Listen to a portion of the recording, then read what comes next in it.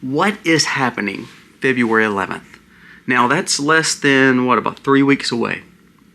Closer to 2, to be honest with you. What is happening February 11th? Wait till you hear what our military told everyone when it come to February 11th. A mandatory gathering. We're going to be discussing what that could be because it's kind of mind-blowing. Also, we're going to talk about what J.D. Vance said. Left the audience speechless. I don't want to just hear him say it. I want him to actually live it. So we're going to talk about what he stated and how if we truly want difference, it's got to come from the administration branch, the executive branch, because what we've realized is Congress is a joke and they're not doing anything for you. We're going to talk about the crime numbers. We're going to talk about the murder rates. We're going to talk about the drug rates. All those things are down, not because of what Congress has done, not because of what they've done, not because of the states and the cities. It's only because the Trump administration is willing to do some of the hard decisions, and it's actually made our cities and states more safe. So when J.D. Vance says stuff like this, and when Trump administration does things, and when RFK does things, what they're realizing is they have no help from Congress. They have to do it themselves. We're going to discuss all that and so much more when it comes to the administration. And then lastly, we're going to hear from a billionaire that tells you that it's not just about gold and silver, it's about precious metals, it's about raw materials, it's about the things that we actually have value that was valuable years ago, now is even bringing more value because of data centers, because of solar panels, because of all this technology. It needs the rare earth minerals, it needs the copper, the gold, the silver. It needs the things that were worth a lot of money a long time ago are coming back around, and without these things, no one knows how severe it's going to be because the grid, the energy, all this stuff, the water, all the things that are so important to us, all of it. The only way our technology can grow is by using most of it, and we don't have a lot of it. That's why you're seeing gold, silver, copper, all this mining, all that stuff skyrocketed. That's why you see the plays for the Arctic. That's why you see the plays for Venezuela. That's why you see the plays for energy. We're going to discuss some of that and what a billionaire said and how we're not ready for what is coming because we don't have what we need, which will cause for chaos. Kind of goes along with it. And then lastly, we're going to discuss again Zohran Mamdani and socialists alike. We see taxes being raised in Virginia, California. Zohran Mamdani has been promising a lot of extra money going to illegal immigrants. We're going to also listen to what Dr. Osh just came out and stated with fraud. It's amazing how Democrats are committing the fraud and Republicans are just allowing it to happen because nothing is getting done. It's kind of like the situation with Pam Bondi. She arrested the guy that went into the church, but guess what? The federal Democratic judges let him back out. So here's the thing. Here's what I want you to listen to. Your government is broken.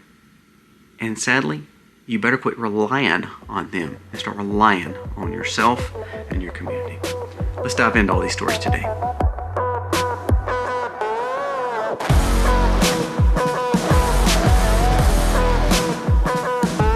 Hey guys, welcome to our channel. Thank you so very much for being here. Again, we're so humbled by your support. Thank you for just coming back each and every day and watching our content. Also, if you want to check out my channel, Colby Mac, it's my vlog channel. We give you an update on Aiden's house. We also give you an update with Jennings. You kind of see the farm. It's a great video today. I break down some of the things that has got me bothered by this new appointment that we went to with Jennings. So go check that out, especially if you want to keep up with my family. It means the world to us that you watch that channel as well. Now let's jump into the stories of the day because that is why you're here. First, let's talk about what is happening February 11th and why I bring this up, because I do believe there is something that needs to be discussed in it. Listen to this. This is a historic summit. This is from Mario Nafal. It says, all 34 Western Hemisphere military is convening on February 11th. General Dan King just called the first ever full assembly of military leadership from every nation in the Western Hemisphere. This is not happening by accident. You don't just summon every military chief in the region unless there's a coordination or unless something has got to be done. I want you to listen to this. It says, if it's from the drug cartels, if it's from the regional realignment, whatever it is, it's big because they are telling everyone it's mandatory for you to show up. This message is unmistakable. Washington's consolidating control of the entire hemisphere militarily. No country gets to sit this one out, and it's of the highest priority level. So you see why Trump is trying to build this new, and I hate to say axis of powers, because you see the Middle East being I mean, it's just a despot, and then we have Russia-Ukraine situation, which is kind of the Eastern European bloc and the old Soviet Union stuff with Russia. You see Taiwan, and you see China. You see the South China Sea. I talked to an individual that lives over in the Philippines the other day, and he said this area is just so volatile. Any one little, kerfuffle could just take off because of the realignment there. And now you see our play for Greenland and for Venezuela, of course, and really more for relationship building with either Canada or kind of taking over Canada. I mean, Canada's had some harsh words for America and trying to get close to China, but then Trump comes back and says, you can't make it without us. I love what Pierre Poilievre said, and again, Pierre Poilievre is kind of like he reminds me of Mike Pence. And the reason I say that is because at one time he was probably a star, but now he just kind of kowtowed to everybody else and lost his whole thought. But he did say one good point this last week. He said, what Carney is trying to do and what this global push is trying to do and Europe's trying to do is they're trying to move closer to China. He said, and America is our next door neighbor and it provides mostly everything for us. Even though we are independent, he was saying we are independent. He didn't want to give too much credit to the USA, but he was saying we're actually better friends and we are more alike with the people in our hemisphere. So what Trump, I think, is trying to do with this military push here on February 11th is he's trying to make sure that his hemisphere, that the North America, South America, Central America, this group, even including Greenland, going all the way up, that this Western Hemisphere is set aside to work together. I love it. Because you know why? It's hard for us to be friends with someone who is not even close to us. It really is. And so when we want to be strong and have strength together, I believe Mexico and Canada needs to come along and quit trying to be drug along. But I love to see the fact that this is happening. Not because I want to see any bad stuff happening, but I do believe if we're all working together, then it helps us build a better situation with neighbors. I mean, that's just the honest truth. I mean, you see India and Pakistan, they're fighting over the same border. You see Europe is having issues with Ukraine and with Russia. You see the Middle East, of course, territorial lines. So this alignment, who cares what the rest of the world's doing? This alignment and this growth in our hemisphere, either by America and its territories or by very close friends to ours like Argentina that just needed a bailout. Now they paid it back. Of course, it's a great relationship with Argentina. They're doing a great job. El Salvador, same way. And then again, we're putting pressure on Canada and Mexico. If we can build this alignment like it's saying, then we're going to be the Western Hemisphere that no one can touch, that no one can access without permission of the whole group. This is truly what a united style nations really looks like, or the time of peace looks like. It's building an alliance together to where we stand as one unit together. And it's with neighbors, not with people thousands upon thousands upon thousands of miles away. I love this. Now the question is, why is it mandatory? Are we seeing something on the horizon? Is the Trump administration or Intel seeing something that we need to know about? I don't believe it's forever war, but I do believe we're going to see a lot of unrest. And I do believe you're going to see a lot more of these in and out attacks throughout all the world. And what I'm scared of is you're going to start seeing what we've allowed infiltrate over the last few years here in America is going to start waking up. And I think that's why this meeting is so important. Keep an eye on that. February 11th, we're just a few weeks away. Now, let's jump into one more story dealing with J.D. Vance and this administration. Now, what we've realized is Congress is a joke. We know that. There's nothing going to change that. All they do is they gripe and complain. It's like a soap opera, and they never actually win anything. I don't like Thomas Massey or Rand Paul because I don't care how good their liberty score is, they suck at actually getting things done too. The Republicans and the rhinos, they don't stay together, so all of a sudden they turn around and support Democratic policies, just like this last bill. They want to spend all the money that we don't have. It's just a soap opera. It really is. And to be honest with you, here's what I honestly believe, and I want you to hear me out. If Congress and Senate dissipated, if there was no such thing as Congress and Senate, I think we'd be better off without quote-unquote representation, because I believe they're the ones that's the biggest problem of all of this. Look, our local, I'm going to tell you the story, has nothing to do with the stories today, but it has to do with the fact that people, when they try to lead over other people, they suck at it. We had a notification come across from our homeschool group that we are part of for our state and national, So this random representative in Mississippi. Now, Mississippi, if you notice, their public education system has gotten a lot better. Now, I don't believe in the public education system. I really don't. Sorry if you do. I believe it's a prison sentence for your children, to keep them locked inside and to keep them tied to a babysitting ring for 8 hours indoctrination. But I digress. So now Mississippi's doing a lot better. So this Democrat comes out and states that he wants to regulate homeschooling the same way. Well, I went crazy. So I reached out to everybody I could. And what I realized, and my representative that knows me well messaged me back and said, look, it's got no chance. It's dead in the water. No one's going to support this, blah, blah, blah, blah. And here's the thing, though. Here's the answer. Why even bring it up then? Why do we even have these people and elect these people to go to our state's capital or our national capital to over-regulate and cause us to spend more money? It makes no sense to me. So I honestly believe if we just fired every Senate Republican, every Senate Democrat, every House of Representative Republican or Democrat, I honestly believe we'd be better off. Don't even send anybody else up there. Let the governors handle it if it comes down to it. And to be honest with you, who cares? Because no one is actually getting represented by our representatives in our Senate. Don't lie and don't cover your eyes to think that they are representing you, because they're not. So that brings me up to this point. So Trump, it just came out that Trump's homicide rates, the drug rates, the incarceration rates, the theft rates, everything is down under the Trump administration. You know why? Because they said some of the biggest cities had the military there and had Trump's federal agents there. Now he wasn't saying martial law. What he was saying is he was trying to help these cities get away from just breaking the law. Guess what? Senate and Congress has been griping to him ever since. And yet, it's actually produced results. You know, the school lunch thing that Maha's tried to do and RFK is trying to clean it up. The Democrats and your legislators are standing against it to where they want to keep trash food. Listen, I kid you not.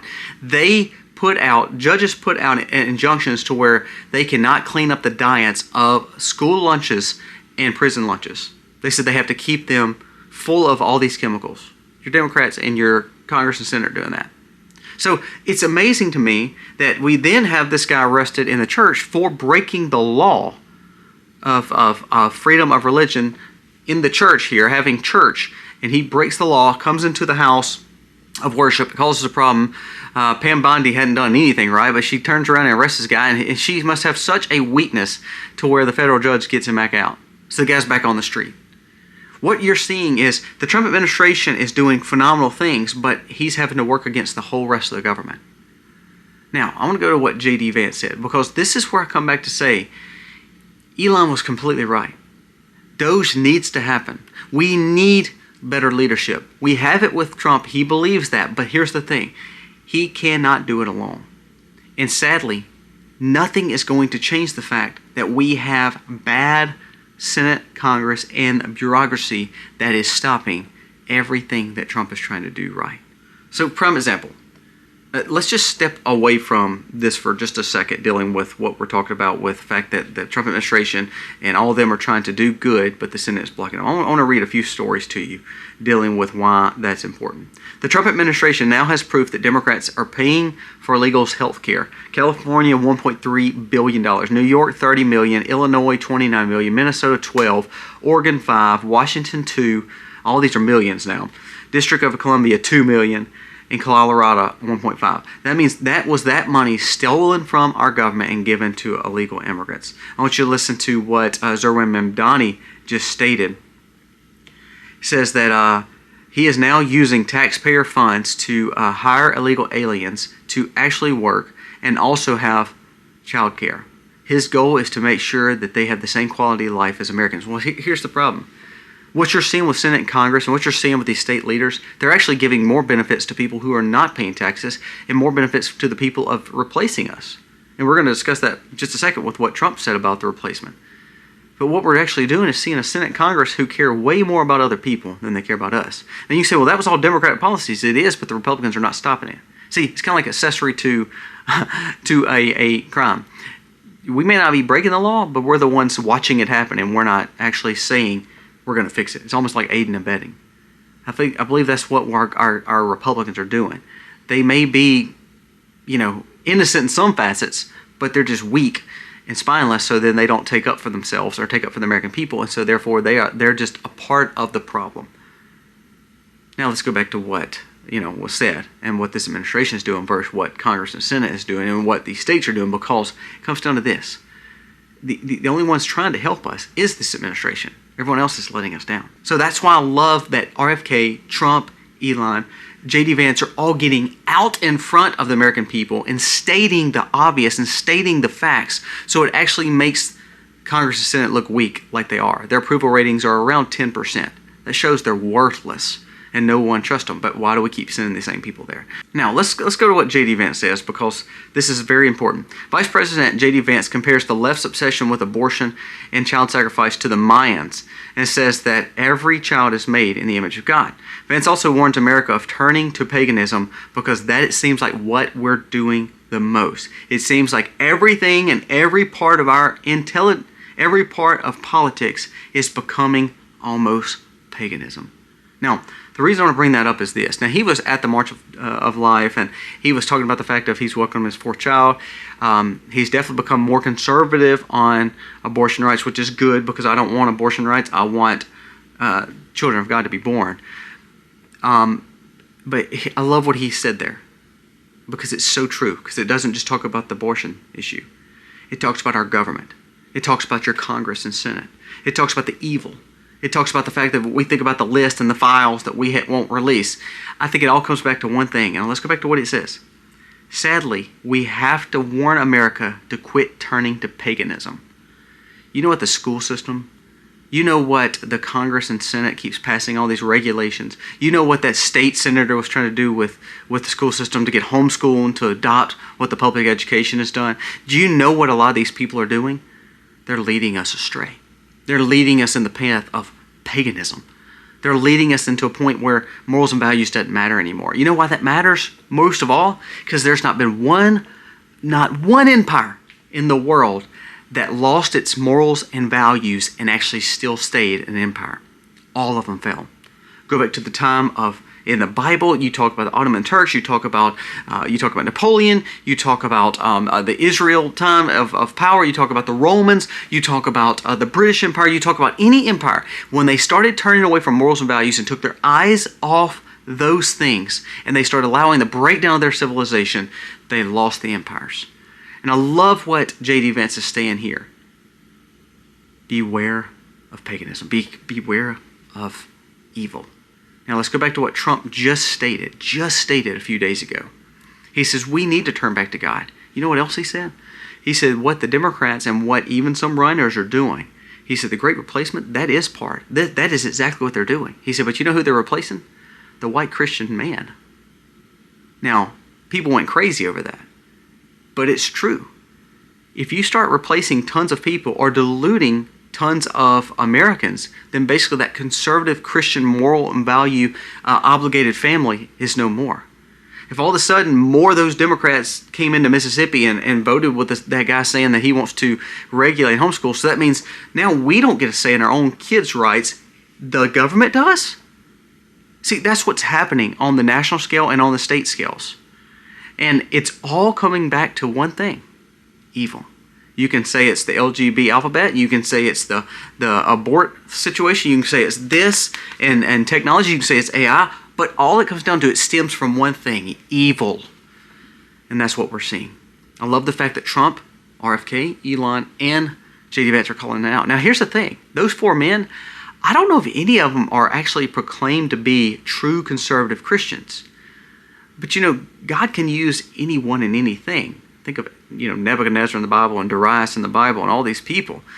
And then he used, of course, Christians too. But what I'm saying is, if we're not careful, we're going to miss out on what God's trying to show us through what good leaders look like.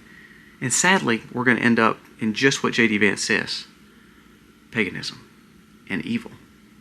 And when we turn our face on God, I believe that's when you will see our empire fall more than ever. That brings me up to this last point I want to talk about. And this is a billionaire that stated this. I want you to listen to what he says. He said, I don't think we know what's coming. And sadly, if we don't know what's coming, how are we going to fix it? He says, you cannot have enough copper. Billionaire Robert Friedland sums it up. You people have no idea what we're facing. We're consuming 30 million tons of copper in a year. Over 4 million tons, which is recycled. That means to maintain a 3% GDP growth with no electrification, we have to mine in the same amount of copper in the next 18 years as we did in the last 10,000. Basically what he's stating is the reason to play for minerals, for rare earth minerals, for new innovations, for tech, for energy sources is because without those things we will not be able to take over. We will not be able to actually provide for people. There will be no electrification. There will be no grid. There will be no food. There will be no source of any of this stuff without having these rare earth minerals. He says for 10,000 years we've built up this stockpile, and again we would say 4,000 to 5,000 years as Christian, but what I'm saying is what God has created in the earth, we've got to find more of it or find a way to create it, because guess what? Now we're needing more of it for technology. And he says if we're not careful, we're going to put ourselves back in the Stone Age. Think about that for a second. What he's stating is we're using all these resources to take care of all these people, to build all these new innovations, and slowly we may be deteriorating our society to nothing unless we get really creative really quickly, because we're not ready for what is coming, because we don't have enough grid power, we don't have enough electrification, we don't have enough data, we don't have enough technology, we don't have enough minerals. I think that's why you're starting to see silver and copper and gold and all these other precious metals skyrocketing. I think that's why you're going to see a play for oil and gas. I think that's why you're going to see a play for going to space and putting solar. Well, you got to have nickel, you got to have silver for those kind of things. See, we don't have it.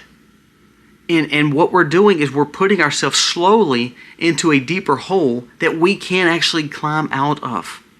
And that's what this billionaire is warning of. He says, we're in a great time. He said, but however, we're using all the things that we have had for all these years, and we're not going to have any stockpile, and we're not making and finding and mining and building enough to replace it, which is going to cause for a problem in our society. So let's get ready. We have to understand that what this has proven is the waste of our money, the fraudulent government, the fact that we have no good leaders, the fact that we have more people wanting to regulate us and control us more than actually give us freedom. What we need to realize, buy some precious metals for sure. Invest in them through the stock market if you want to. Buy some food. Grow some food. Learn how to prepare the best way you can. Look, man, I've been doing a lot of deep diving on ways that I could protect my son when it comes to his insulin. I've been stockpiling it, I've been calling, I've been working, and I've got a great plan for you if you are on some kind of medicine too. We're going to discuss that in the next few weeks. But what I've realized is everyone else will let us down. And for the ones who don't try to let us down, that actually want good things to happen, they're getting roadblocked by the people in power that are evil. Pay attention to these stories. Focus on what's going on, not just on February 11th, but all throughout, just like this billionaire said. We're not ready for the fact that we don't have enough to provide what we need. And that is going to cause for chaos. Pay attention. God bless. Be free. Be free.